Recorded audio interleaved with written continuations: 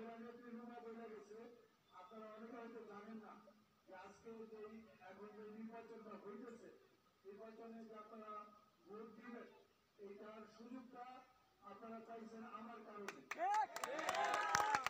আমি শুধু আজকে নির্বাচনে অংশ নেওয়ার নির্বাচন হইতেছে এবং আপনারা ভোট দেওয়ার সুযোগ পাইছেন এবং আপনাদের কাছে অনেকে আসছে এবং আমি আসছি, অনেকে হয়তো আসবে, কিন্তু শুধু আমার কারণে। যাই হোক, এখানে তারপরে অনেকে অনেক ক্যান্ডিডেট, যেমন বিশেষ একজন ক্যান্ডিডেটের লোকজনেরা আমাদের লোকজনকে বিভিন্নভাবে হুমকি ধমকি দিতেছে এবং আমাকেও অনেকভাবে অনেক ধরনের চাপ সৃষ্টি করেছে নির্বাচন থেকে সরে দাঁড়ানোর জন্য। আমি ইনশাআল্লাহ আপনাদের দোয়ায়, আপনাদের ভালোবাসায় আমি আমার অবস্থানে অনড় আছি। আমি নির্বাচন করতেছি, শেষ পর্যন্ত ইনশাআল্লাহ আমি মাঠে থাকবো। আপনারা আমার জন্য দোয়া করবেন এবং এই যে নীলু ভাই যেটা বললো, আমি আপনাদেরকে বলতে চাই যে আসলে আপনাদের আমি তো আপনাদের গ্রামের ছেলে, বাড়ির ছেলে, কিন্তু আমার প্রতি আপনাদের যে ভালোবাসা এটা ঠিক আছে, কিন্তু এটা সম্পূর্ণ হবে যদি আপনারা ভোটের দিন, নির্বাচনের দিন আপনারা সবাই ভোট কেন্দ্রে যে আমাকে ভোট দেন। কিন্তু আপনারা আমাকে ভালোবাসেন, কিন্তু ভোট কেন্দ্রে যারা আমাকে ভোট দিলেন না, তাহলে এটা ভালোবাসা তো হইল না। কিন্তু আপনারা ভোট কেন্দ্রে যাইতে হবে এবং ভোট আমাকে দেন, যাকে খুশি দেন, এটা আপনার নিজস্ব ব্যাপার, এটা আপনার পছন্দের ব্যাপার। হয়তো আমাকে আপনার পছন্দ নাও হইতে পারে, কিন্তু আর ভোট দিবেন আপনি অন্ধকারে বা একটা গোপন পক্ষে, এখানে কাকে দিলেন এটা তো আমরা দেখবো না, কিন্তু তারপরে অনুরোধ যে আপনারাও ভোট কেন্দ্রে যাবেন, ভোট দিবেন। এখানে আপনার অনেকে অনেক ধরনের হুমকি দামকি বিভিন্ন রকমের অনেক কিছু করতেছে, আপনারা ওগুলিতে কান দিবেন না।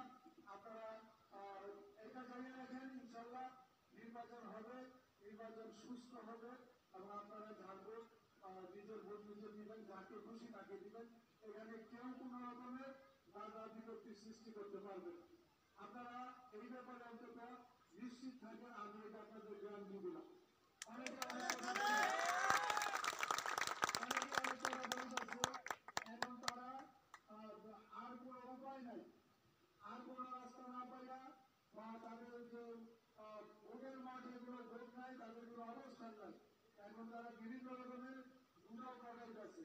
জোর করে নিয়ে যে ওরা ভোট হইল মানে তারা তাদের পক্ষে যাবে, তাদের পক্ষে নিবে। তারপরে আরো কিছু অনেক ধরনের বিভিন্ন কথাবার্তা বলতেছে, তো এগুলিতে আপনারা কান দিবেন না। এগুলো আসলে তারা এখন ভোটের মাঠে তাদের কোনো অবস্থান নাই, তাদের কোনো সমর্থন নাই, তারা এখন একরকম মানে বিছানা হয়ে গেছে, কি করবে তারা নিজের এখন জানে। এই হচ্ছে তাদের অবস্থা। আপনারা তাদের যে গুজবে কান দিবেন না, নির্বাচন সবাই সুস্থ হবে এবং যার দোষে দিবেন এবং যাকে খুশি তাকে দিবেন, এটা হলো মূল কথা। আপনারা ইনশাল্লাহ আমার জন্য দোয়া করবেন এবং সঠিক অনেকে অনেক কথা বলে গেছেন, এই আপনারা অনেকে হয়তো জানেন না, আমি আপনাদের এই চিরাইপাড়া গ্রামের এই ভোটার এবং আমার নিজ গ্রামের চিরাইপাড়া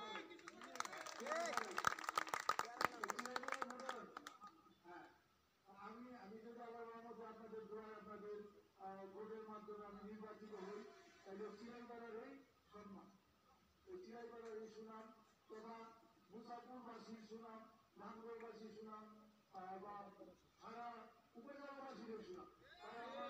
আমার অবস্থান হিসেবে আপনারা খোঁজ নিয়েন, বন্দরে কলাগাছিয়াতে সব দিক দিয়েই ভালো আছে, কিন্তু তারা আমার সম্পর্কে খোঁজ খবর নিয়ে তারা আমার প্রতি সন্তুষ্ট দেখে তো আমার পক্ষে তারা কাজ করতে চাবে।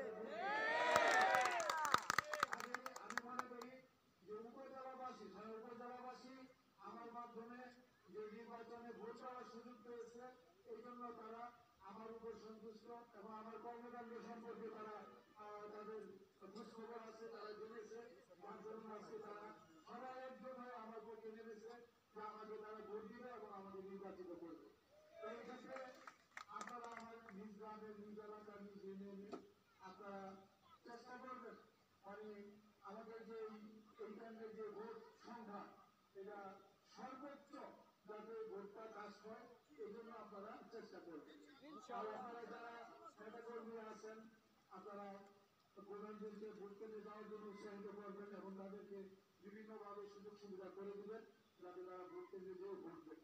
আর আমি শেষ অনুরোধ যে আমি একটা হিসাব জানাই আপনাদের যে আপনারা ওইখান থেকে ভোট কেন্দ্রে যাওয়া ভোট দিয়ে আসা পর্যন্ত সর্বোচ্চ 2 ঘন্টা সময় লাগবে। 2 ঘন্টা লাইনে একটু দাঁড়াইতে হবে হয়তো 1 ঘন্টা বা আধা ঘন্টা আর যাওয়া আসায় যেটুকু সময় লাগে 2 ঘন্টার সময় দেবো। 2 ঘন্টার সময় কি আপনারা আমার জন্য একটু কষ্ট করতে পারবেন না? ধন্যবাদ সবাইকে, ধন্যবাদ। সবাই ভালো থাকবেন, সুস্থ থাকবেন এবং 8 তারিখে আমাকে ভোট দিয়ে আপনারা আপনাদের দেশের আপনাদের গ্রামের ইজ্জত সম্মান রক্ষা করবেন এবং আপনারা জয়মালা তিনি আন্দোলনের প্রত্যাশা রেখে সবার সুস্থতা এবং মঙ্গল কামনা করে আমি আবারও সবাইকে আমার আন্তরিক অভিনন্দন ও শুভেচ্ছা এবং কৃতজ্ঞতা জানিয়ে শেষ করলাম। সবাই ভালো থাকবেন।